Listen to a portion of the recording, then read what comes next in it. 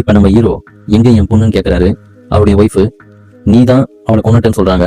Hero இப்ப flashback போறாரு. அப்போ ஒருத்தனை போலீஸ் விரட்டிக்குன்னு வராங்க. அவனை போலீஸ் பிடிச்சிடறாங்க. இப்போ ஒரு ஆள் வராரு, அவனை கூட்டு அடிக்கிறாரு. அவனாலதான் அவர் பொண்ணை இழந்திருப்பாரு. ஹீரோ இதை தடுத்து விடுவாரு. இப்போ ஒரு போலீஸ் அந்த லேப்டாப்பை மறைக்கிறாங்க. ஆனா நம்ம ஹீரோ அதை பாத்துறாரு. அந்த லேப்டாப்பை ஓபன் பண்ணி பார்த்தா அவருடைய பொண்ணு மோசமான வீடியோவில் இருக்கு. இதை பார்த்து அவரு அந்த பையனை அடிச்சு கொள்றாரு.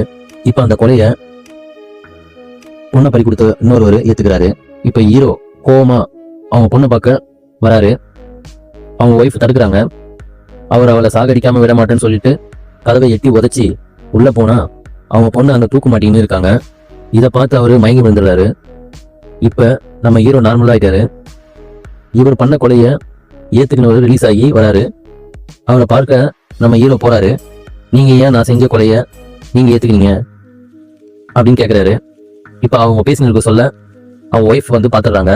இப்ப ஒரு 4 பேரு ஜெயில ரிலீஸ் ஆனவரோட வீட்டுக்கு வராங்க. உங்க பொண்ணு கூட படிச்சவங்கன்னு சொல்லிட்டு வராங்க. இவங்க யாருன்னா ஸ்டேஷன்ல இறந்து போன பையனோட ஃப்ரெண்ட்ஸுங்க. இவங்களை பழி வாங்கிறதுக்காக வந்திருக்காங்க. அதனால ஜூஸ்ல விஷம் கலந்து சாக்கடிச்சிடுறாங்க. இப்ப நம்ம ஹீரோ இது தற்கொலை கிடையாது, இது கொலைதான் சொல்றாரு. இப்ப நகை காணாம போன இன்னொரு பொண்ணை பார்த்து இந்த பையனை தெரியுமான்னு கேக்குறாரு. சார், அந்த 3 பேர்ல இவனும் ஒருத்தன் அந்த பொண்ணு சொல்றா. இப்ப காணாம போன நகைய யார் வச்சதுன்னு கண்டுபிடிச்சிடுறாங்க. அது ஒரு பொண்ணு வச்சிருக்கா.